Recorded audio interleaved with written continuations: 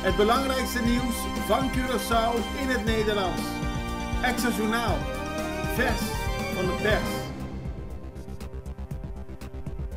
Professor Onno Steenbeek, fijn dat we even kunnen spreken. U gaat volgende week op 27 november een publiekslezing geven over pensioenfondsen, beleggen en het beter begrijpen van deelgenoten. Vertel eens, wat voor lezing kunnen mensen verwachten? Ja, hartelijk dank voor deze mogelijkheid om het erover te hebben.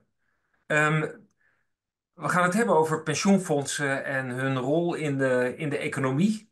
Mhm, Eh, op Curaçao en in veel andere landen verzorgen pensioenfondsen de financiële oude dag van een heel aantal landgenoten. mhm. En dat geld wordt beheerd op een bepaalde manier. Dat is over het algemeen een groot bedrag dat beheerd wordt en dat geïnvesteerd wordt. Ja. En in de praktijk wordt het in van alles en nog wat belegd, maar ook een groot deel, zeker in het geval van Curaçao, binnen de grenzen van Curaçao. En dat is het thema eigenlijk. Dat is het overkoepelende thema van hoe gebeurt dat en waarom gebeurt dat en wat zijn de effecten daarvan.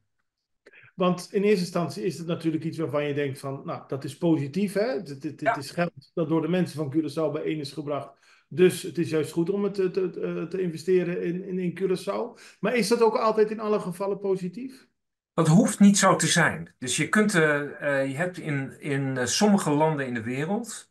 Ik heb deze zomer een paar maanden bij de Wereldbank doorgebracht, waar we dit thema verder hebben onderzocht. Je ziet bij sommige landen dat er grote druk op pensioenfondsen is om in specifieke investeringsprojecten te beleggen, te investeren. Ja, En dat kan ten koste gaan van rendement.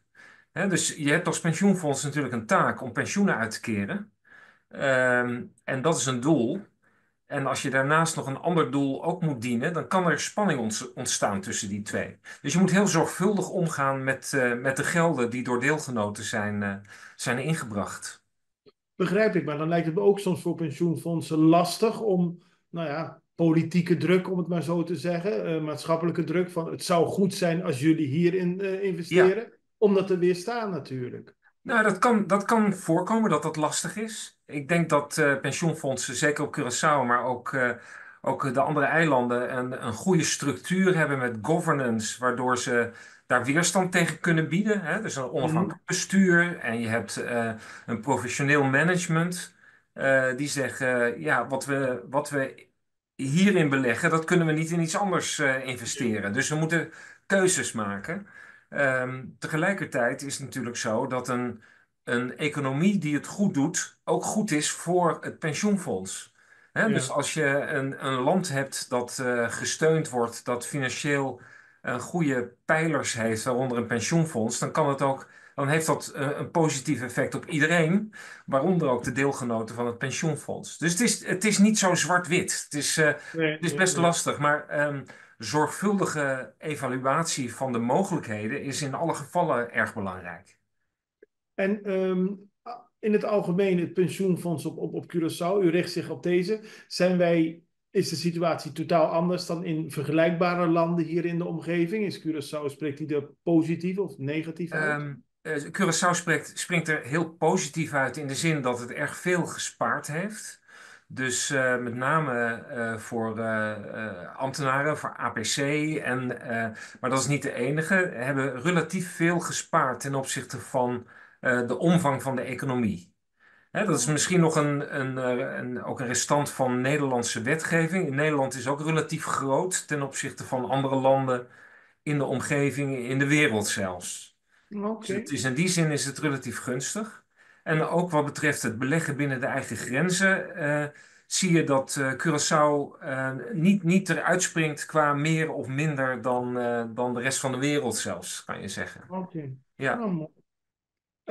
Dat is de lezing die op 27 november gaat Ja, plaatsvinden. en daarbij, wat we daarbij doen, is met een collega die ook meekomt, die ook een deel van de lezing verzorgt, Ja, die weet heel goed ehm, over enquêtes onder deelgenoten. Hij doet dat in Nederland. en het uitvragen van voorkeuren. En dat kan op allerlei gebieden zijn. Op het gebied van risico nemen, maar ook op het gebied van duurzaamheid bijvoorbeeld. En daar zal hij het een en ander over vertellen. En wat gebeurt er? Wat zien we? Wat vinden deelgenoten in Nederland van de manier waarop het pensioenfonds belegt? En als er bepaalde voorkeuren zijn, wat kunnen we daar eventueel mee doen? En dat geeft misschien ook weer extra inzicht in de interactie tussen deelgenoten, hè, waar uiteindelijk het pensioenfonds het voor doet, en het pensioenfonds zelf en het land als geheel.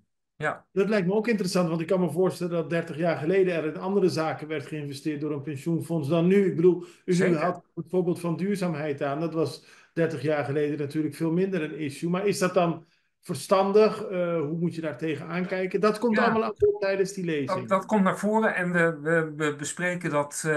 We kijken daar op verschillende manieren naar. En duurzaamheid is echt iets heel recents. Hè? Dat is Ja, pas, ik denk dat het 10 jaar geleden nog niet eens echt op de radar stond.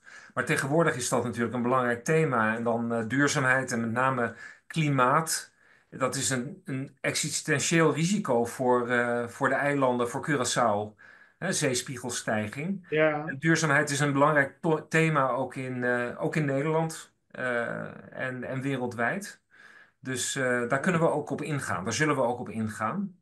Ja, Dus dat is aanstaande woensdag 27 november om klopt. 7 uur in de aula van de Universiteit van Curaçao. Klopt. Dat is voor iedereen die daarbij bij aanwezig Iedereen wil die zijn. wil is van harte welkom. Het zou mooi zijn als men zich opgeeft via Ja, de website, dus www.uoc.cw en dan schuine streep publiekslezing.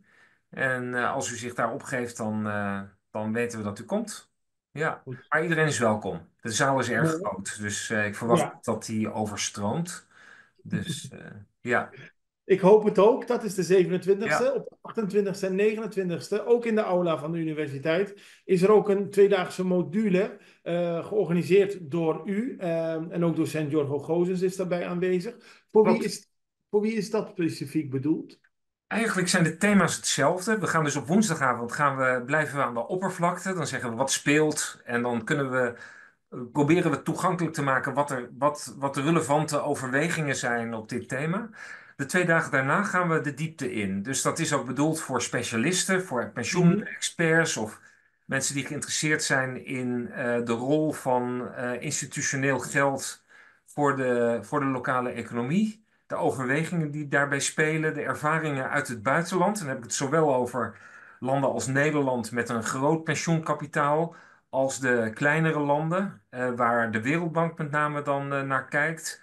En ook gaan we daar wat dieper in op de manier waarop je deelgenoten een rol kunt laten spelen bij de beleidsvorming van pensioenfondsen. Dus dat gaat ook over pensioencommunicatie. En dat doen we niet met z'n tweetjes. Jorgo Goossens is een specialist op het gebied van interactie met deelgenoten. Ik werk bij een grote pensioenuitvoerder in Nederland, onder andere voor het Pensioenfonds voor de Ambtenaren, ABP. En ik ben dus bij de Wereldbank geweest. Ik ben meer iemand die iets weet over beleggen in eigen land en wat Mhm. daar de relevante aspecten bij zijn. En daarnaast hebben we een aantal sprekers, panelleden die reflecteren op wat we zeggen. Dus ik weet vooral wat van Nederland en wat meer abstract. Dus we hebben lokale experts die zeggen, wat voor concrete beleggingen hebben we het nou over als we het over Curaçao hebben? Dus bijvoorbeeld Erik Baas van het Curaçao Growth Fund, Oh, die het geld belegt in een aantal ondernemingen op het eiland. We hebben Stella van Rijn, de aankomende rector magnificus. ja. Dus net de dag voordat, of 2 dagen voordat zij formeel rector wordt, zit zij ook in een panel meer vanuit de overheid. Hè? Wat is Ja. een, ehm, wat is het overheidsbeleid op dit punt?